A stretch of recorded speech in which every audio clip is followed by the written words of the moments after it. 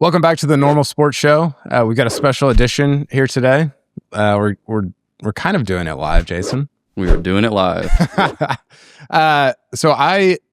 Jason Page, welcome to the show. We have worked together for many years now, and we're about to tell kind of the story of how we started working together and how Normal Sports started. But I'm curious, I know you saw the first episode that I taped where I couldn't do the intro.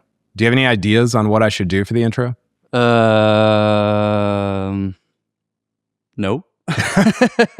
Probably not. Probably not. I would cut it out. Do a lot of editing, maybe some quicker cuts. Just start. We'll pass your notes along. Well, welcome to Texas, Jason. We've been here for 2 days now.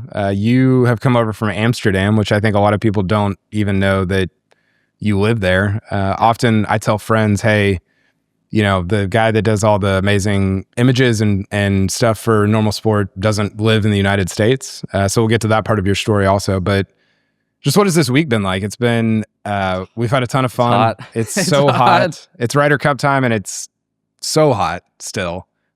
But yeah, just what has been your experience so far of Texas and of just coming back?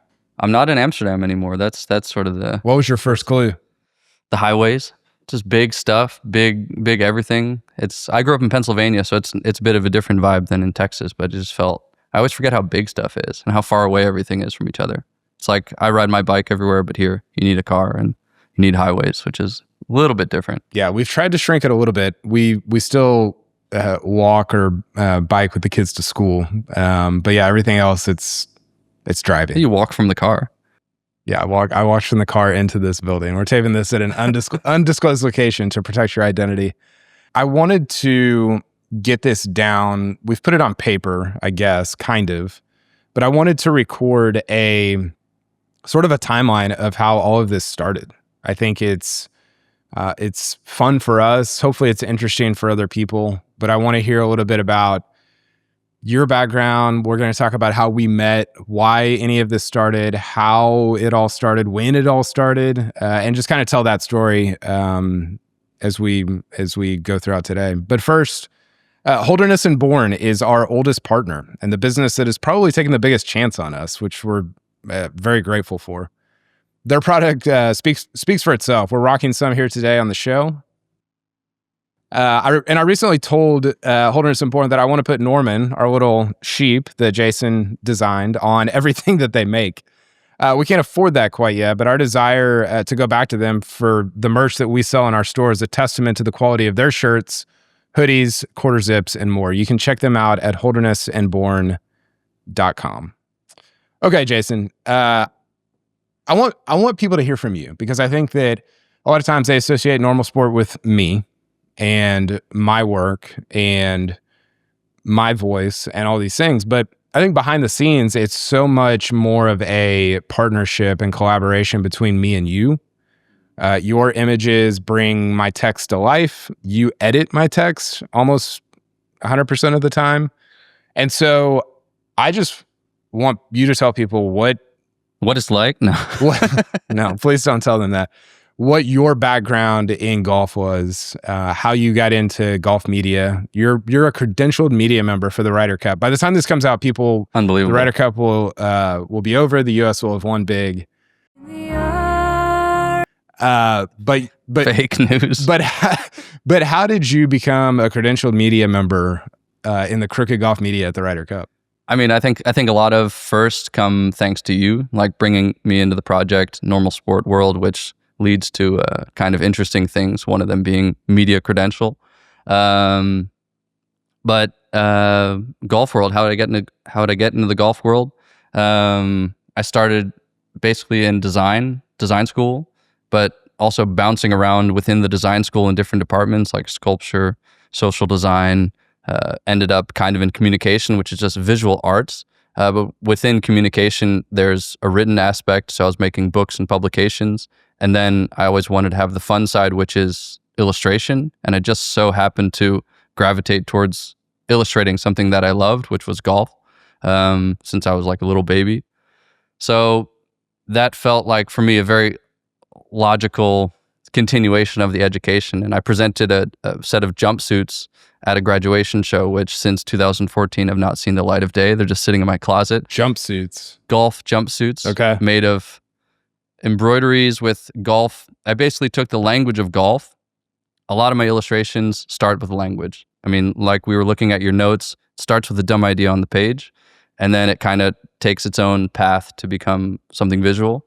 And that's exactly how the jumpsuits grew. So I was illustrating the jargon from the game, things that I thought were really interesting. So you got like birdie, duck hook, worm burner, just like the classics, you know, but also kind of illustrating them in a Greg Norman-esque type of shark logo. So they became things you could put onto garments.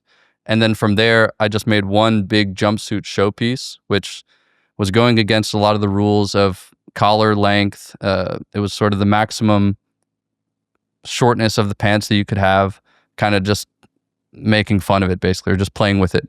But it was also more of like a communication piece. I wanted people to see it and not immediately see that it was golf related, but then kind of get curious to start talking about it, like, what the hell is going on with these jumpsuits? Which, funny enough, I think is also sort of how the illustrations that we're making now are working. So it's always been there, but that was my first sort of soiree into golf and illustration. Put a bird on it.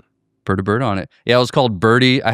But naming process, I went through the whole... We'll get to that. But it was going to be called Golf Time, and it ended up being Birdie, and now no one's ever seen it again. What was your first job in golf media? So freelance as a caddy? No, in golf media. Working for Shotgun Start. Okay. That was like the big one. Yeah. So I guess I was doing a bunch of free stuff for friends on the Refuge, or internet golf friends. Which is No Lane Up's message board. Yeah. Yeah. So that was in 2019. So I would follow along to the events that were popping up, and then I basically wanted to test my own chops to see what I could do. So I started illustrating like merch collections for events, some signage, and then I would just send it to them kind of as like a gift, but also just to also have fun, like doing stuff without anyone asking. You have all the freedom in the world to just play around, which is what I love.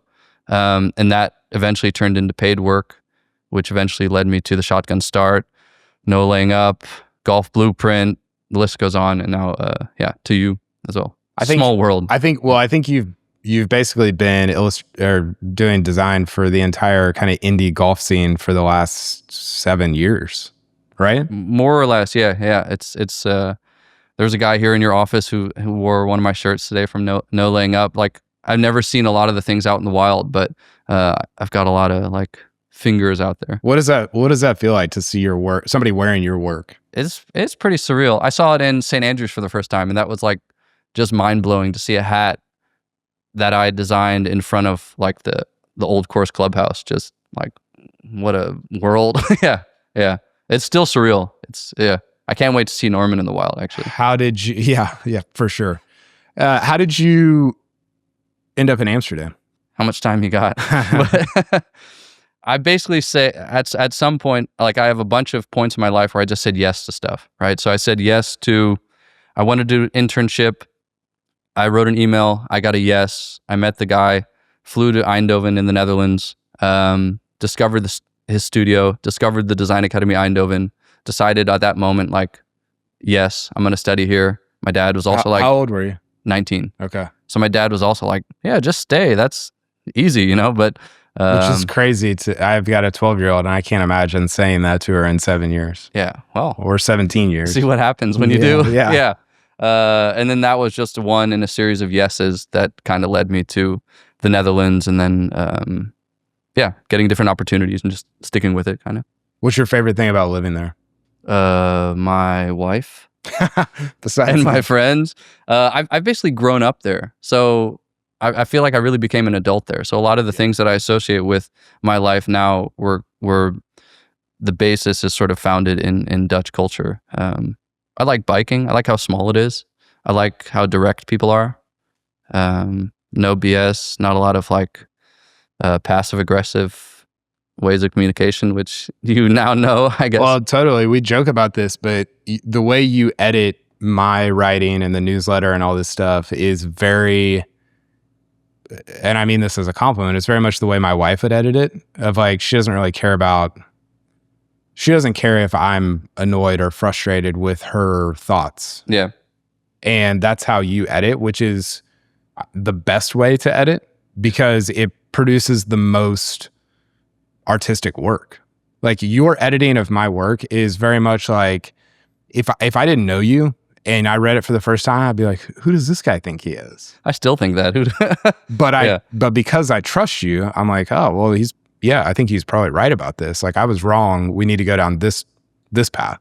It goes both ways. I think it's like, I feel the trust enough that I can also just say what I feel, and you can also say whatever you feel. And then if you don't agree, it's like, I put a note in the draft documents, and if you run with it or not, it's either way is fine. You know, Yeah. that's also kind of the freedom of it. Totally. Yeah. Well, let's get to how Normal Sport started, because I wanted to make something that we could point people to when they're like, what is Normal Sport? I don't get it. Like, why? Like, what do you do? Why do you do it? What was the origin story? All that stuff. I think sometimes, even as we go out and talk to potential sponsors, or talk to people that might subscribe, or there's all these different categories of people that we talk to, and we've never had anything to. You start telling the story, and then you're like 30 minutes in, and you're like, now I'm confused. This person doesn't want to talk to me anymore. So I wanted to be able to point people to something, and for us just to tell the story. So in my mind, and you can correct me if I'm wrong, the idea of Normal Sport, which how do you tell people what Normal Sport means?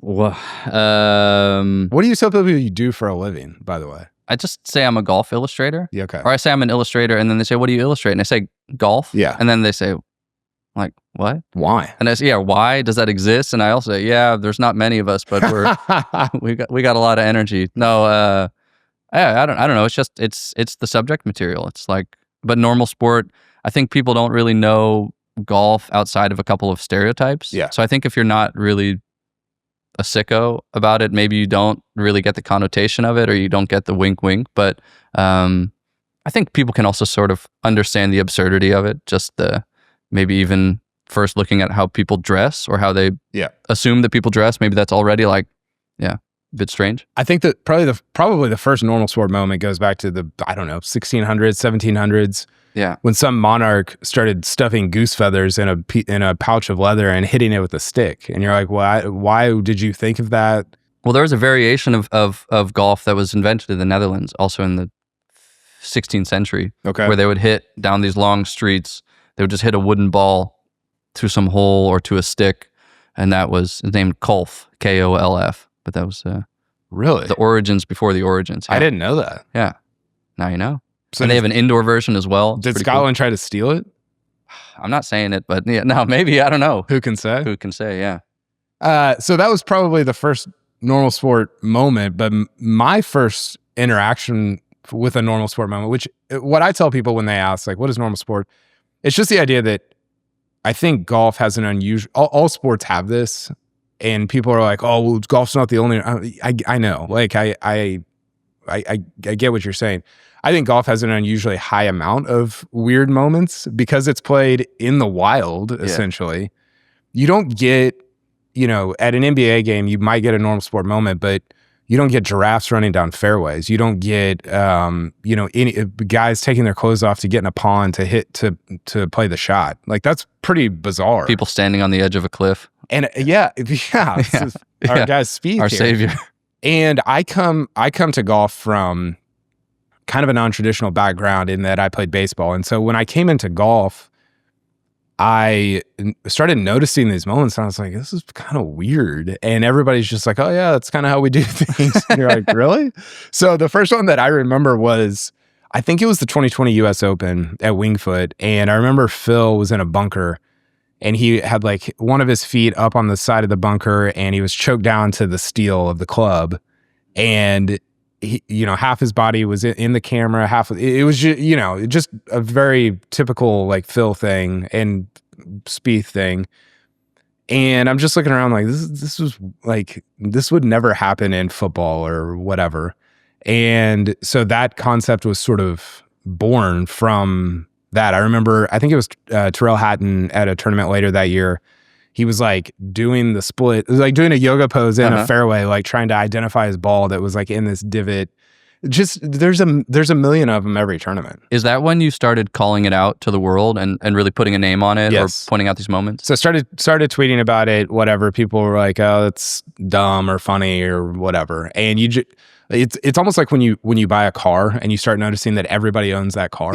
Yeah. Like once I started doing it, I started noticing those moments everywhere, not just in golf, like in other areas of my life where you're like, that's actually, if you reframe that, that's very strange. It's a weird world. Yes, totally. Yeah. And so the origin of our business, though, to me, it goes back to the 2021 Ryder Cup. Do you remember, like, what were you doing then? Do you remember how we started interacting? I had to check my phone to see I had to check the receipts a little bit to see where I was at that time. I was in Pennsylvania and New York for a wedding, and also to deliver a quilt that I had finished for someone's wedding, another wedding. You had handmade a quilt. Sewn it? I also make quilts. Yeah, I made it for a couple's wedding. It was a wedding gift that I got commissioned. So how long does it take to make a quilt? Too long. Too long. I think I stopped. I sort of haven't made a quilt since because that was such a labor of love. It was probably a year and a half. And it was also delayed from COVID. So the wedding itself was delayed, which is like not good for me because I will take as much time as I have. So it just kept getting more and more complex, which I really like because then it just, the quilt grows and grows. Yeah. But literally. Yeah. It's just bigger and bigger. I had to find this amazing quilt shop in Kutztown, Pennsylvania, which has this amazing directory of like Amish and Mennonite quilters. And you basically take your unfinished quilt there, and then they'll open this big book, and they'll sort of go through, start calling people. So I went there with this quilt, and they started calling people like, "Do you have time to quilt this quilt?" I was like, "Nope." Next one. "Do you have time to quilt this quilt?" Wait, so you had designed it, and they needed somebody to? No, I made the top of the quilt. Okay, this is a quilt show now. I made the top of the quilt, and to make a quilt, you need a top and a bottom and a filling. Okay, but you also need to stitch all the pieces together. So you needed somebody to stitch it. I need someone to do the quilt stitching, which for me can also take like 6 months if I do it all by hand, which I do everything by hand. But this woman, she found someone who could quilt it, and I said, like, "How long is it going to be?" She's like, 2 days maybe. So that I got the quilt done the day before I flew back. But I was there making a quilt, visiting my parents at their lake house, drinking a beer in a big green egg koozie by the water. I checked, I think the picture is like 5 minutes after you sent the text message. That's crazy. So I think time stamped it? I saw the time of the photo and the time of the text, and that's they like awesome. match up. So that's where I was when I got the news, and I said yes. Yeah, I remember the 2021 golf season was weird. It was the double season with COVID, and it ended basically it ended with the Ryder Cup at Whistling Straits. And I remember that was, all these Ryder Cups are incredibly special. That one for me was amazing because that was the year that Rory cried, and I wrote this piece that I was very proud of about the European team, about how they essentially, like, the Europeans enjoy losing together more than winning alone. Yeah. And just how that's a very like human idea and concept. And talked to Rory for it, and I was like really proud of how it turned out. And so I remember thinking, I just sold, for people that don't know, I used to own and run a Oklahoma State website covering college football, college basketball, recruiting, whatever. And I had just sold that I think toward the end of 2020. So about a year later was the Ryder Cup at Whistling Straits. And I'm the type of person that always has to have a side project, whether it's small, big, like I just have to have something that I'm just sort of toying around with. And so I messaged you. I've got the message right here. I said, "Hey, Jason," this was on WhatsApp. I said, "Hey, Jason, big fan of your SGS artwork. I have some ideas rolling around in my head about," which is understatement, foreshadowing, about writing a digital year-end book that encapsulates the golf year for posterity's sake. Was wondering if you had any experience in the digital book space for artwork on something like that. And you said, Hey, Kyle, great to hear from you. This is hilarious to look back on. A year-end golf book by you sounds like a home run. I could imagine illustrations fitting your work well. I do have experience with artwork and design/publishing digital books. I'd be happy to see how we could bring it to life. What did you have in mind? The what did you have in mind is probably a question I've joked that you regret now. It led to you bringing Dutch chocolate to my 4 children here in Dallas. But yeah, that's how Normal Sport started, was with that message right there. So simple. Do you remember that process of putting together the first Normal Sport book? It was, I remember it being a wild ride because the deadline was so short. So we started it basically right after the Ryder Cup, first week of October. Something like that. And I think the deadline, we tried to get it finished in a month and a half. By beginning December? Yeah. I want to say December 6th, something like that. Yeah, and it was the kind of thing, don't do. Do not recommend. Yeah, lessons learned. But that was the kind of thing, I think it was easy because if you say yes, you know what it's going to be. You know it's going to be intense. You know it's going to be like a very focused time. And of course, the first tendency is to say well, the time doesn't fit, the whatever, all the practical stuff. But in that case, I was just sort of open to it. Yeah. Didn't think, I had a lot of other stuff. I remember I was making the Dustin Johnson I had a illustration about Dustin Johnson's backup clubs or something like that, which is like a garbage can filled with fishing poles and like an old Nike sumo driver. I have a poster of it. I like that one, but I made that on a bus in the middle of the pandemic, traveling to a friend's exhibition in Denmark. Sure, yeah. It's also sort of a why not kind of moment, but that's what we had to do, and yeah, I was super proud of that. It came together. I mean, I was even looking at, I think from the first sort of concept sketches, we had a pretty clear vision. We didn't overthink it, which I really liked. And we just saw how we could bring it all together. Yeah. And I think at the end of it, we were both burned out, but happy. Yeah. That's how I would describe it too. We were cooked, but we were both, I'm a big fan of the idea of you can just do things. And I think you are too. Yeah. And we just did this thing. And at the time I was working at CBS Sports, and I asked them if I could do it. And they're like, yeah, of course, as long as it doesn't interfere with your work, and yeah, have at it. And I was over the moon. I was so excited because, it's a different style of writing and of presentation of golf than what you would expect at a CBS Sports or an ESPN.com or whatever. And it was something that I think you and I immediately just really enjoyed. And I think the surprise, I don't know if it was surprising, but I think we were maybe a little surprised at how much we enjoyed working together. A quilter that lives in Amsterdam and a obviously youth baseball coach that lives in Dallas. And it sold pretty well too. We sold, I think, I don't know, 2,200, 2,300 copies, something cool. like that. Yeah. And we were like, whoa, this is, you can just do stuff. Yeah. It was awesome. That's the best kind of stuff. I think the stuff you do without any expectations or sometimes without anyone asking for it is the good stuff, as they say. Yeah, for sure. So 2022, so then the following year, we kept in touch throughout the year, and I was still working at CBS. What were you doing at the time? Were you... I don't know. Wait, you were freelancing. I didn't check the photos. Yeah, I was teaching at that time. I was teaching illustration. Okay. Where at? Willem de Koning. It's an art school in Rotterdam. Okay. So I was teaching there, and I was still working on a bunch of no laying up stuff, shotgun start stuff. So staying busy, just hustling. Yeah. So at the end of 2022, we decided to do the book again. I'd kind of waffled on it, and because it was a lot in 2021, and we kind of blew it out in terms of that was the biggest book that we did. Yeah. We printed we printed a hardback version that was really nice and expensive. Yeah, we've got it right here. Yeah. I remember we spent, I guess, because now it's technically it was just you at that point. All rolled into Normal Sport. But at the time, it was just me. Spent $50,000 on that book. Yeah. And I remember my wife finding that out. And it wasn't it was one of those things where it wasn't a one-time, I spent $50,000 on this vacation. It was it kind of added up over time.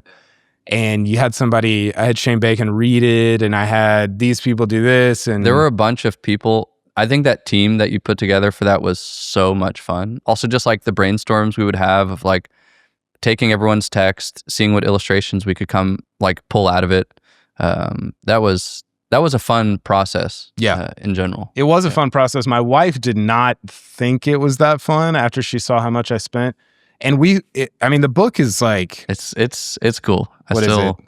It's a lot. 430 pages. It's a lot. I mean, it's a big boy. Yeah. It was again super fun. Yeah. I think that was kind of the theme throughout. Like, we just loved doing the work, and it didn't sell as well. I didn't recoup all my $50,000, which was okay. Like, I was glad that it existed in the world, and I loved working. DJ Pyhowski worked on it. Joel Beal, what an all-star crew. Claire Roger, like so many. Porath did a chapter or two, I think. And yeah, it was a ton of fun. Is that how you remember it? I think we took the energy that we had from Normal Sport 1, and that just carried into Normal Sport 2, which I think allowed us to just get way out over our skis, maybe for you financially, but also just like making a massive book with like maybe twice as many illustrations, twice as much text as the first edition, which I think is also a really cool challenge to do. Not just like, let's make another one, but let's make like a different one. Yeah. And that's, I think, exactly what we did. I'm super proud of that. Also the packaging and the teas and it was cool to make something that I think people, they felt we put a lot of care into it. Yes. And I think people, well, hopefully the 50 people that bought it it was had more that feeling. Than that. Yeah. It was more than that. I think it's the one that I'll probably look back on, not necessarily the most fondly, but the most proud. Like, I'll probably be the most proud of just the actual physical product that this is. Because printing books is way harder than it seems like it should be. Going into it, I was like, how hard can it be to print a book? How much does a banana cost? $10? How hard can it be to print a book? Turns out it's not that easy. Extremely difficult. Yeah. Today's show is presented by Precision Pro Golf, whose goal in this upcoming holiday season is to help you dominate every approach. Check out their Titan Series rangefinders built on durability and ease of use as you get out on the course at the best time of year, or at least my favorite time of year, Fall Golf SZN. You can find them at precisionprogolf.com. Long before a certain left-handed Hall of Famer was boasting about hitting hellacious seeds, a small team based at a university in the Midlands of Ireland was quietly planning to upend the premium golf ball market. Seed Golf began in 2017 and probably makes the best golf balls you've never heard of. They've been racking up awards for their performance since then and have quietly become the darlings of golf reviewers all over YouTube. Go check them out at seedgolf.co and use the discount code NORMALSPORT for 20% off your first order. So we did that in 2022. I think the thing that I didn't realize, and hopefully this is an encouragement to anybody that's doing a project, is you don't understand in the moment how much you're learning. Yeah. And how much momentum you're gaining for something later on. And I didn't even know I was going to start, or that we were going to start Normal Sport as a business full time until way after we made this book. But I look back on that time of like, man, I was learning a lot that we are applying today to our newsletter, show, social, like all that stuff. Yeah. I think it's impossible in any creative process to, in the moment, think about what you're going to get out of it, or consider what you're going to get out of it, or weigh what you're going to get and have a making process. Yeah. I think that's just impossible. And it's also not healthy for the making. And I think that's always the fun thing about the books that we made, but also about the weekly newsletters, is there's always this push, and you make and you make and you make, and then afterwards you kind of reflect. Yeah. And sometimes I look at this book and I'm surprised by what we came up with, and I see it in a different light every time I look at it. So it's they're two very different things, the making and the reflection. I think that's an important point. That's how I think about being in college. Yeah. You know how like you're in college and you think back and you say, gosh, I wish I would have been able to appreciate it more. But I don't think you're able to appreciate something and live in the middle of something at the same time, in the same way that you do when you reflect on it. I think if you looked at every situation as like, what am I going to get out of this, and how is it going to affect the rest of my life, and how is it going to affect my development, I think that's quite a boring way to live. it would be kind of miserable, I think. And also I find it to be the struggle with running Normal Sport as a business versus a creative endeavor. Because I think the business part requires constant asking of those questions and reflection, and the artistic side doesn't. And I find it hard to sort of balance those two things. They're sort of, I see them work, they're sort of running on parallel tracks. They're at the same time, but just at there's different moments for it. Yeah. They both need each other. Yeah. And holding them in tension has been hard. Okay. 2023, I started exploring the newsletter world. I remember we traded a lot of what was the first forays into that? Like who was I looking at? Yeah. Oh, I was looking at places like Morning Brew and like the big ones that you're like, oh, this is like a business. Like you've congregated. The Hustle was one. You've congregated millions of people and you make millions of dollars a year. This is crazy. I was annoyed. I was frustrated that the second book didn't sell very well because I felt like you and I had something to say, not to mention the people that participated in it. I felt like we had something to say on a weekly basis. So for whatever reason, I don't remember the tipping point for this, but I was somehow led into like, oh, maybe we just have a newsletter and we're trying to package it as a book. Yeah. Do you remember those conversations? I remember the frustration with the book of that it wasn't received, or more received, I guess. And then you sort of feel like the work sits on a shelf and you want to get it in front of more eyeballs. And I think the vehicle for that, at least at that point, was the logical one, and still is putting it in a newsletter. I remember I was in Phoenix at the Phoenix Open. I think it was that year, 2023, and I was talking to Rory about, I think about the book and all these ideas I had for other books. And I remember him looking at me. We were walking down the fairway, and he just looked at me and he was like, "Do people still read books?"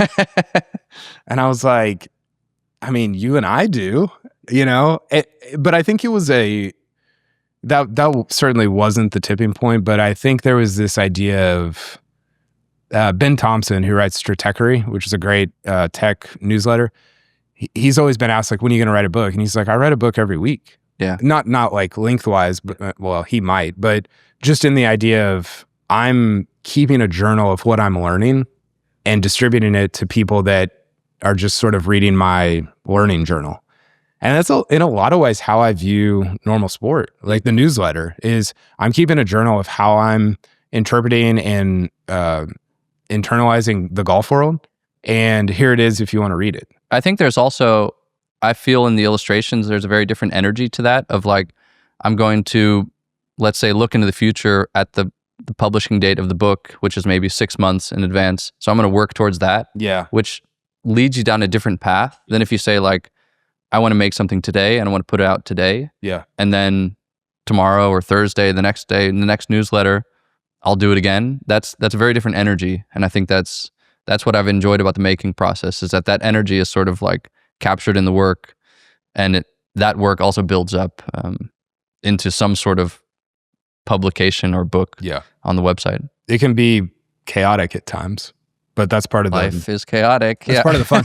So 2023, we launched the Normal Sport newsletter actually while I was at the Phoenix Open. And I don't remember if I told CBS Sports that I was doing this. I had asked about the one book and just... Better to ask for forgiveness than permission kind of thing? Never asked again. I remember we did a lot of dreaming that year, talked a lot about what kind of business we could build together. Because I think by that point, we were really enamored with the idea of building a business together. I don't know that we were totally committed to it, but we were enamored by it, or of it, however you say that.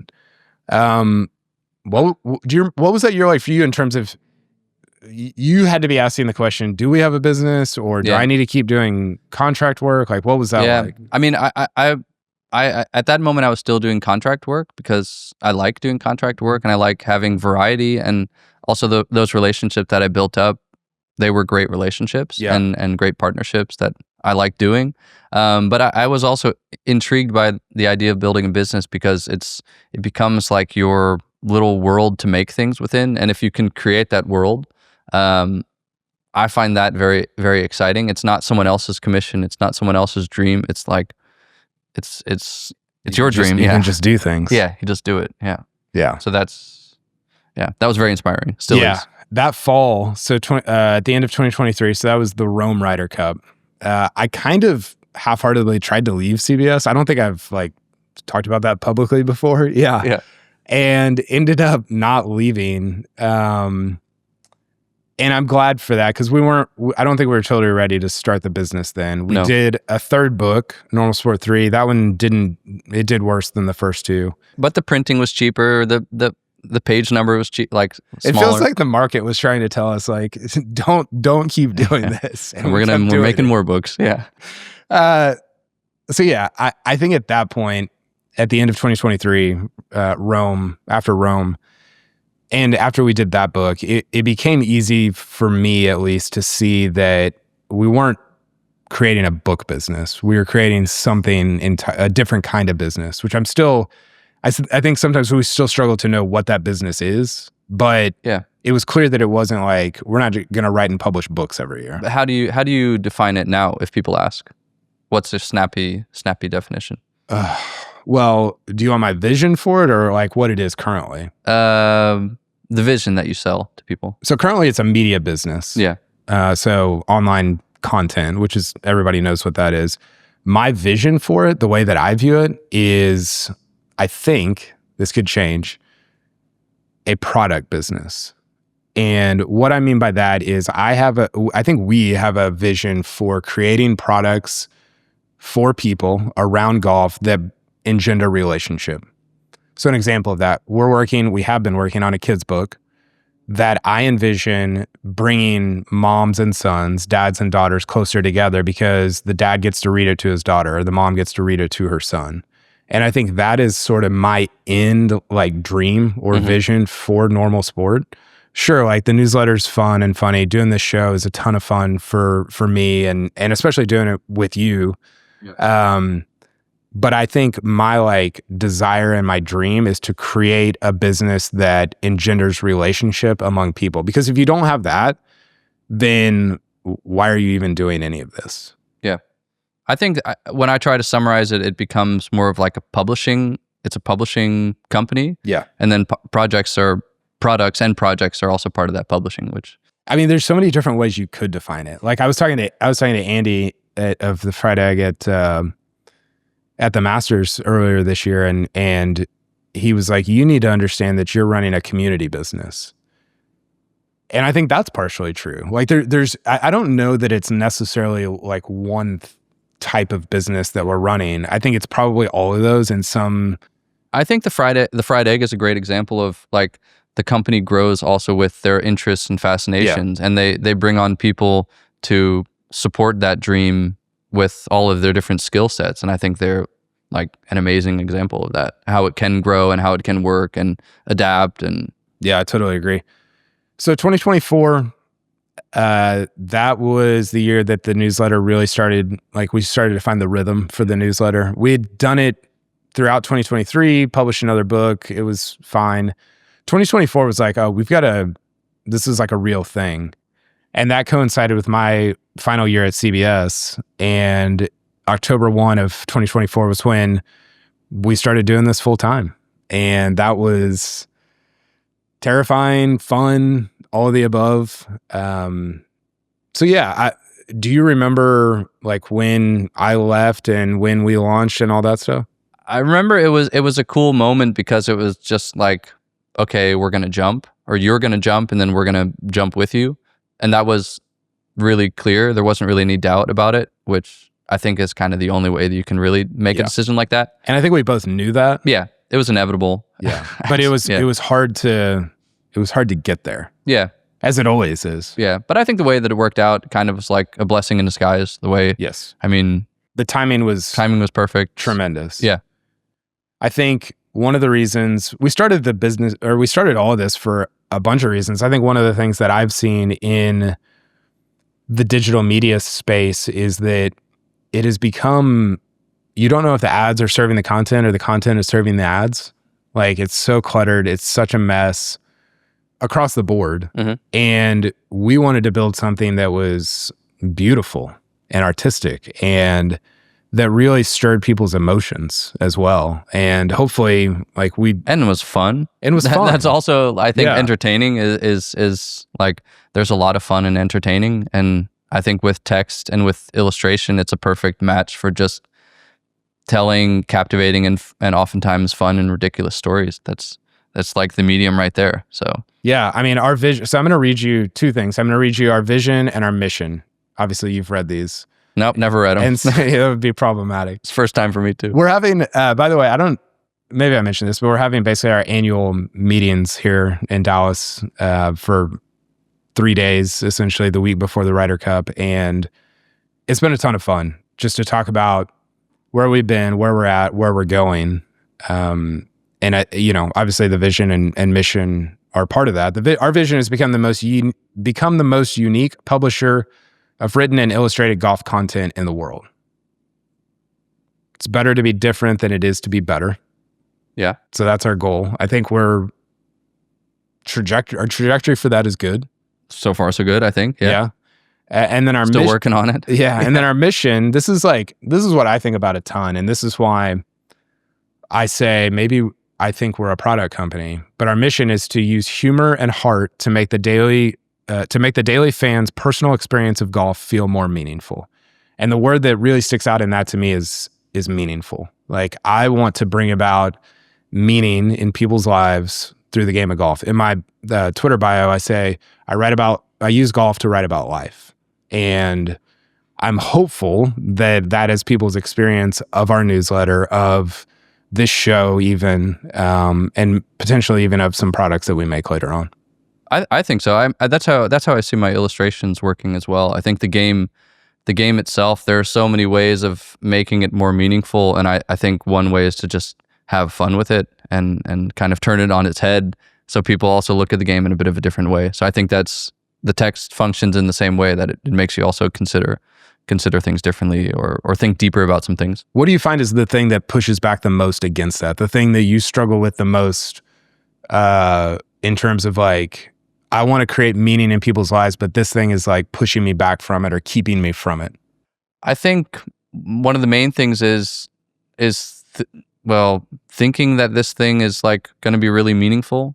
I think if I really set out to do that, it's like, I'm going to say something profound now. It's probably not going to be that profound. It's just like, you got to follow intuition. Yes. And just, I think if I find something funny enough or let's say like goofy enough or interesting enough, or there's some sort of nugget there that I want to explore it deeper in illustration, I can also trust that readers are probably going to be interested as well. So it's just like following intuition and not setting out to make some big grandiose thing. Just take little baby steps. Well, and I think it's a great point, because we have trusted our taste. For whatever reason, our taste together has seemingly worked. I think it works, yeah. I don't think about that for too long and try to figure out why. I just trust that it has worked. Yeah, just doing stuff. You just do stuff. Can I just add something as well? I think we've been talking a lot about just like the work. We take the work seriously, but we don't take ourselves seriously. And I think that's the perfect recipe for hopefully making something that resonates. So Yes. it's just text and illustration, and that's enough, I think. Yeah. For now, until we have a product line. I think when you follow your nose and you trust your taste, you trust that people are going to come with you. But even if they don't, and they're not going to every time, you're still having fun. And you can't build a business on like, we're having fun, right? Like, that's not a very adult way of looking at a business. But I think that if people will follow you down enough is it rabbit trail or rabbit hole? Rabbit traps? No, I don't know. Rabbit holes? Yeah, rabbit holes. Yeah. Then you do have a business. A business is just something that improves other people's lives, right?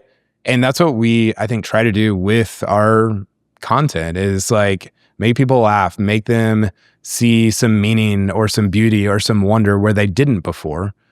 And again, even if they don't every time, and they're not going to every time, like we're still enjoying it. I think one of the things that is easy for me to get sidetracked on is pursuing shiny objects, pursuing this, looking at, it's been one of the hardest things about being an entrepreneur and leaving my job. I didn't think it would take as much discipline as it has to just write the newsletter and make the show. And what about that do you find difficult in terms of discipline? I want to do like 50 things. Yeah. I want to do a collaboration with this company, and I want to pursue this thing over here and fly over here and do this, whatever, you know? And that is the quickest way to burn out and to lose what you have. I think we've done a pretty good job of also staying, I mean, one of our goals is like staying nimble, staying flexible. And I think one of the big parts of that is really considering like different steps that you take within the business, but within the creative work as well. So I think this show was also something that was on your mind for a really years. Years maybe. Yeah.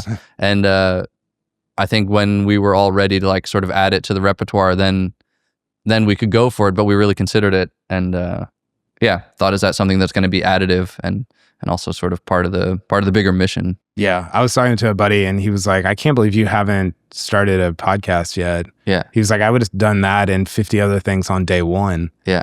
And I'm like, yeah, that was it's a marathon. That's what I wanted to do. Yeah. Like deep down was start 50 things and try to like take over the world.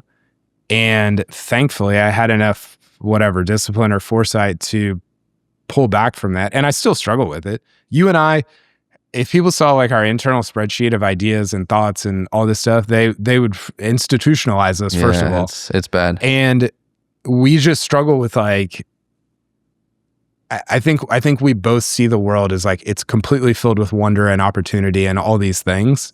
And we struggle to not like want it all.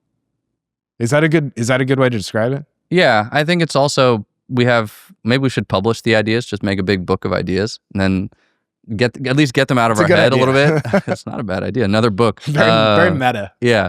I forgot your question. I think it's mostly about just choosing, like having all these ideas, but then sort of trusting yourself that you can really dedicate it to this one idea, or just like trust that whatever you're working on, whatever's on your table, that's like enough. And I think for me, that's also, I find it difficult with the business and creative side sometimes, where it's like business and creative sort of intermingle the whole day, and then I'm kind of like switching gears. But I think the best days for me are like when I just have a block of time and I can just sit with a few illustrations and then just get lost in the work, and then of course do the business stuff and really like have that as dedicated time later. But I think that's like the key there, is just giving yourself the freedom to like dig into whatever's on your desk. Getting lost in the work is my favorite part of the job. Like I will literally forget how much time has elapsed, and that is invaluable. I would pay so much money for that to be my job, and somehow it is. Yeah. And I try not to take that for granted. It is I say this often internally, but I think you and I have found the work of our lives, and we're just trying to take it one newsletter at a time. But I think, I just pulled up some ideas from the first one. Oh gosh. I think the great thing is also just like, also not judging the ideas as they come, because later you might look back on them and think like, this is gold. All right, read one. Bryson's shaved arm. Okay, that was an illustration. Bryson hat silhouette exhibit style. Yo dog, I hear you like hats, so we put you with a hat on your hat so you can wear a hat with you wearing a hat.